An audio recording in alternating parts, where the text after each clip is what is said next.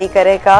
एक साल वज़ीर आज़म शहबाज शरीफ ने आख्या पाकिस्तान का दुश्मन हुण बुरी नज़र पाने की जरूरत नहीं करेगा। पाक फिजा दे शहीना मिसाइला ने दुश्मन नूं करारा जवाब दिता है। भारत ने पाकिस्तान मुज़ाकरात या मुखलिसाना कोशिशों नूं नज़रअंदाज किया। वज़ीर आज़म का मजीद कहना कि पाकिस्तान का दुश्मन हुण बुरी नज़रियात ते जुर्रत नहीं करेगा। एक साल पहले फतह मिसाइला ने सही निशाने ला के दुश्मन नूं करारा जवाब दिता। वज़ीर आज़म शहबाज शरीफ का commander in staff college Quetta विच खिताब आख्या भारत ने पाकिस्तान के मुज़ाकरात मुखलिसाना ते संजीदा कोशिशों नूं नज़रअंदाज किया। भारत नूं एहसास ना हो सका कि पाकिस्तान दे क़याम अमन दी कोशिशां कमजोरी नहीं, ये साडी ताकत सी।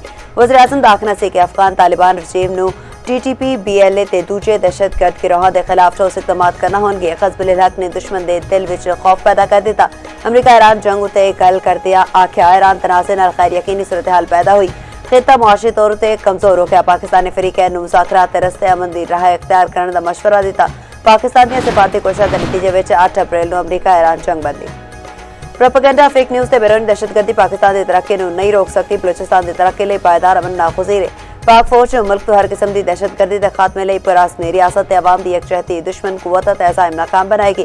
फील्ड मार्शल सरदार समीर दा दो टोक पैगाम कमान एंड स्टाफ कॉलेज कोयटा विच खिताब विच आख्या तवील मुद्दती तरक्की लई अवामी फलाह ते मबनी हिकमत अमली शामिल तरक्की ते बेहतर तर्ज हुक्मरानी जरूरी है।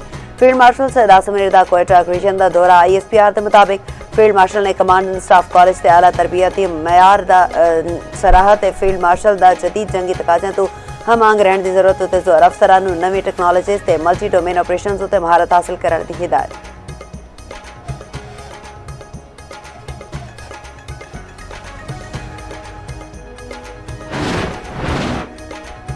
तेहरान नाल गलबात विच अहम पेशरफ। तसी ईरान जंग छेती खत्म करने वाले अमरीकी सदर डोनाल्ड ट्रंप कहते रहे ईरान हुण डील करना चाहता है। असीं उहनूं जोरी हथियार हासिल करने तो रोका है। वाशिंगटन विच तकरीब नाल खिताब विच बोले चीनी सदर दे नाल बेहतरीन तालुकात ने। अमरीका पहले दी निस्बत तेजी नाल तरक्की कर रहा है।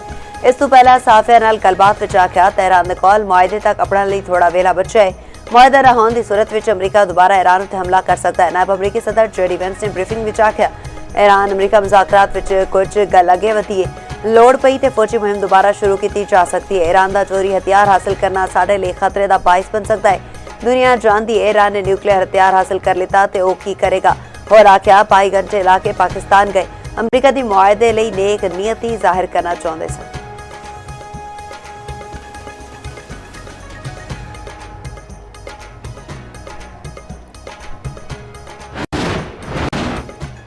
ईरान का मिनाब स्कूल ईरानी क्रूज मिसाइल के एक फाट उत्ते वाक़ से अमरीकी सेंटकॉम सरबराह ब्रिट कोपर का दावा। खबर एजेंसी के मुताबिक अमरीकी फौज के इब्तदाई तहकीकात नाल जाहिर होंदा है कि स्कूल की तबाही का मुमकिन जिम्मेदार अमरीकी अफवाज सन।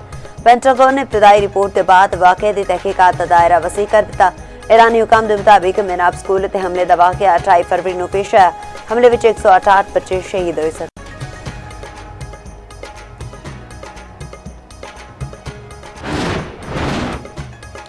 अमरीका दियां ईरान उत्ते नवीं पाबंदियां आयद। ईरान नाल मुंसलिक 12 बंदे 29 इदारे ते 19 जहाज सद विच आए।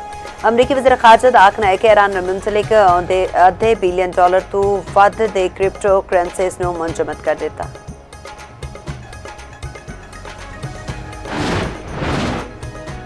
रूसी सदर पुतिन ते चीनी सदर की दावत उत्ते चीन आमद। बीजिंग आमद उत्ते रूसी सदर का पुरतपाक इस्तकबाल किया गया। नौजवान मुंडियां दे कुड़ियां ने चीनी ते रूसी परचम लहराए। चीनी वज़ीर ख़ारजा ने रूसी सदर नूं जी आया नूं आख्या पुतिन दौरे विच चीनी सदर नाल मुलाकात करनगे। दोवां रहनुमावां विच इक़तिसादी ताउन आलमी तलाक़ा अमूर ते गलबात होवेगी।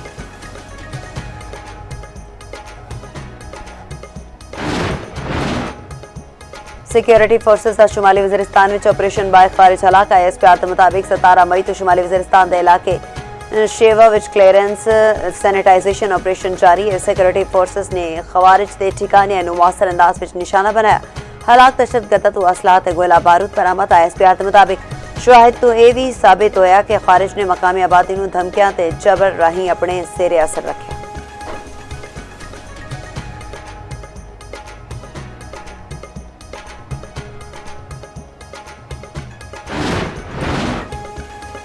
तसल्लह टेस्ट फैसला कुन मरहले विच दाखिल पाकिस्तान ने 7 विकेटां ते 316 रन बना रही है।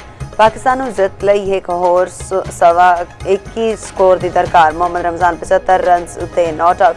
सलमान अली आगा ते रिजवान दी 134 रन से शराकत। शान मसूद ने 71 रन से जमादार इनिंग्स खेडी।